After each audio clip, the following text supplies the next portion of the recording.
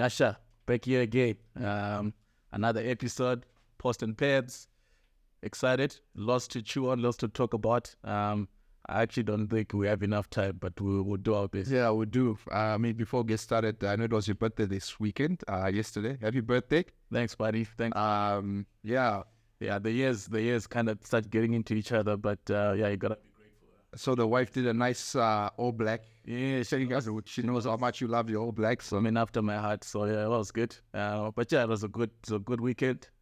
Besides, obviously, getting to play the last game of the season, but we'll talk about that later. Yeah.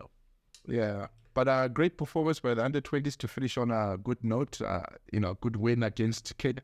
I think it was important that we showed dominance over Kenya just so that they don't ever think that we're in the same league. So beyond reasonable doubt. Yeah, just crush their hopes and aspirations of thinking that we're at the same level. Yeah, I quite enjoyed the game this afternoon. Watching it, I could see that there's a definite shift from the last two games. Yeah. What I mean by that is there was a little bit more control in terms of how we played.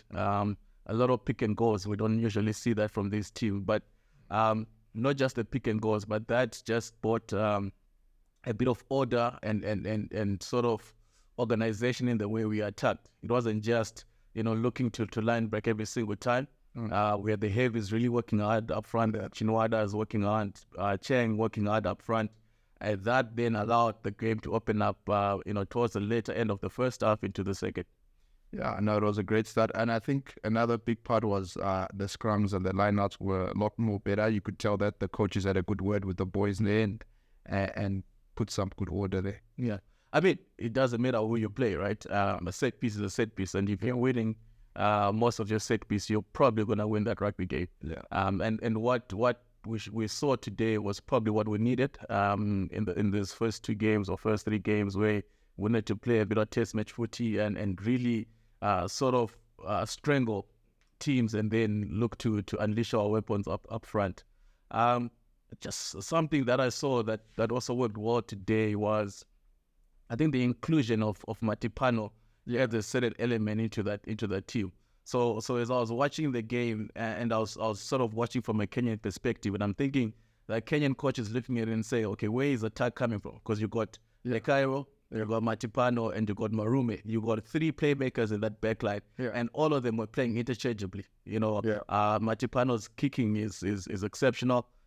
We don't have to talk about Nekaira. Then you got Marume, who can run from anything and who can spark it up. So it was almost like we had sort of 3 points from which you could attack from, and that really undid the Kenyans.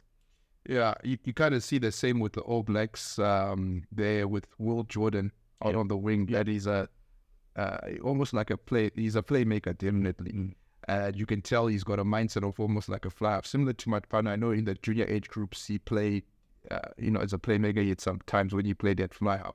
So you can see that showing that decision-making helps out wide. It's not just all pace and blitz and just trying to, you could see him making some smart decisions and, eventually making a good backline player, which is great for a long time. Yeah, absolutely.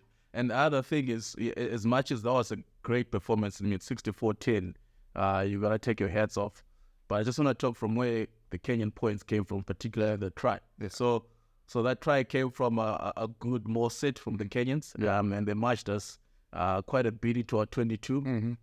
And from then on, we managed to just stop that more just before the line. The ball went out, and then what's his name, who got the red card? Dion.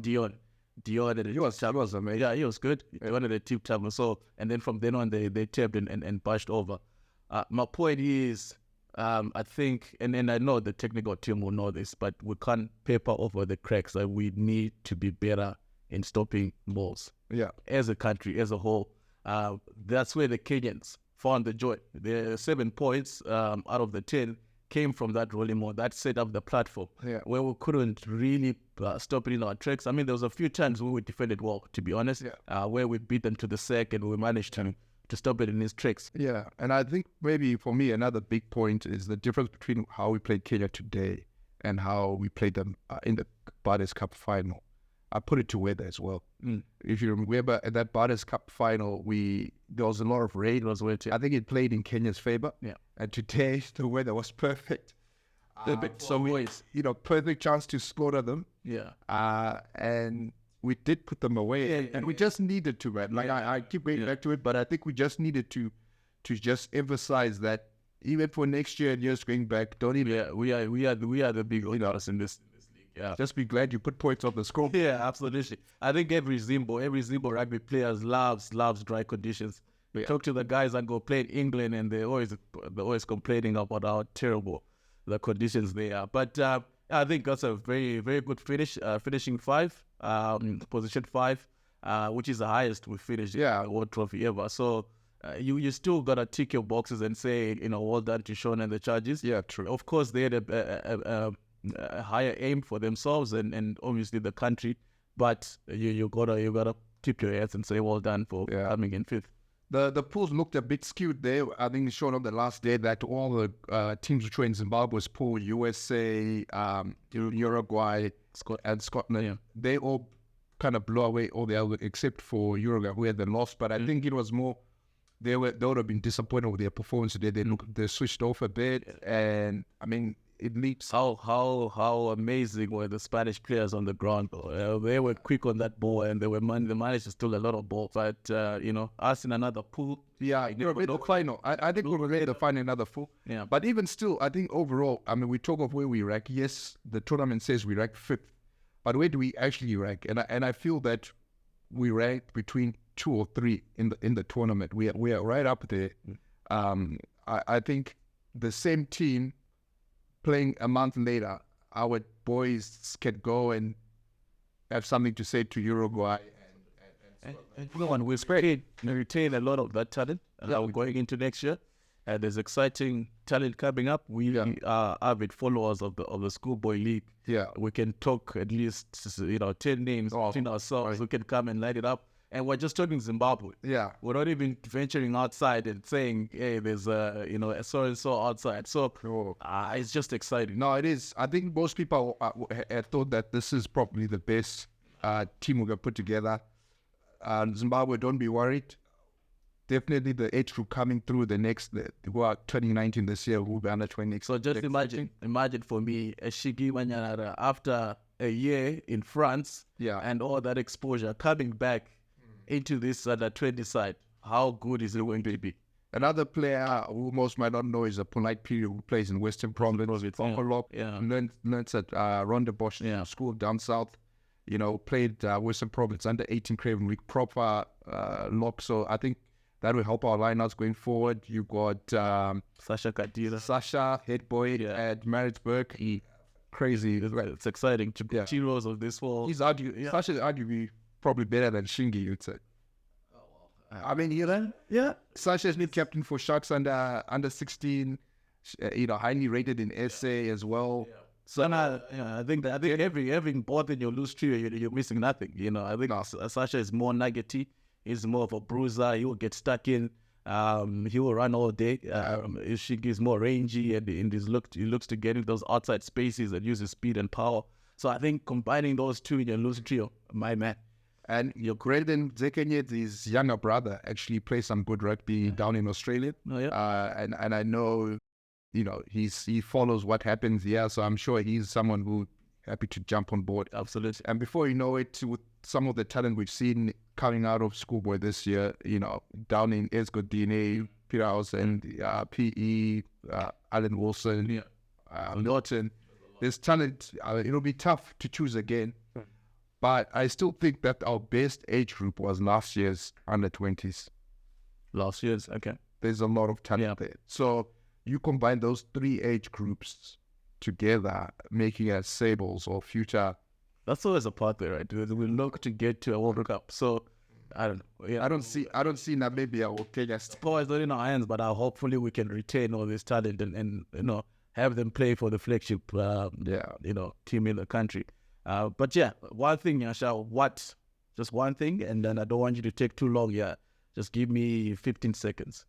One thing you will change from this year going into next year for us to be successful at this under 20 level. I think the main thing is one thing we have to take for note is obviously some people will be after the poor performance, what we thought was poor performance or some corners of Zimbabwe rugby with our losses to Uruguay and Scotland. I think Sean would have taken out some huge learnings. He's a person who reflects a lot. So I think, keep the same head coach, the coaching staff there. Definitely they would have come back with some learning so that they can use for next year. But what I would add to them is bringing in more technical help in other aspects of the game. So would you say bringing in sort of a director of rugby for the country, or just for the under 20s? Because in my mind, I'm thinking, okay, if we're going to go that far and invest in someone who's going to come and help our U20s, why don't we get someone to come and sort of put the whole rugby, in a better spot? There's a lot of intellectual property and intellectual minds in our rugby community, but we can always benefit from someone who's been out there, who's been, sort of exposed to the levels. I mean, you look at Namibia or the Lista Kutsia. They've gone at a new dimension with their Namibian national side. So, would you say maybe a good director of rugby who can then, but we still maintain our head coaches so that they learn and so that they can sort of, get the most that they can from this guy and how long he stays? I mean, whether it's one person, I feel it needs to be 2 or 3 people coming in from different perspectives so that we're getting perspectives. You look at England, last World Cup, they made the final. Who was leading them? They had an Australian as the head coach. They had a South African scrum coach. They had a New Zealander, I worked towards defensive coach in John Mitchell. So I think we can look at having the same, and this is the people who started the game of rugby. And if they're humble enough to bring in someone from outside, surely us. But they have the resources, though. No, they do. But I think we've not got that level. I think we had to build internally to get to this level. But now we're talking international, and we're trying to compete against the best people in the world.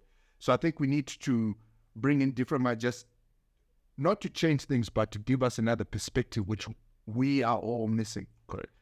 So I think it's important to just bring in, whether it's from someone from down south, but I think we can do a combination of someone from Asia, someone from Europe, someone from the Pacific Islanders, and they don't have to be full time, really. No, that's what I mean. They can come in as consultants, do a bit of work. Because director of rugby would then mean full time. So that's what I mean, that we can just strategically bring them in for 3 months periods or that sort of thing, and help fix our elements of our game where we just need a new perspective. Yeah. Well, that was the U20s. Like I said, we can go on for quite a bit, but from us at Post and Pans, well done to you lads. Well done, guys. For process. Yeah, absolutely. We know with the expectations you wanted to go further. And I'm sure with those that are still around next year, they're gonna take those learnings and go even further.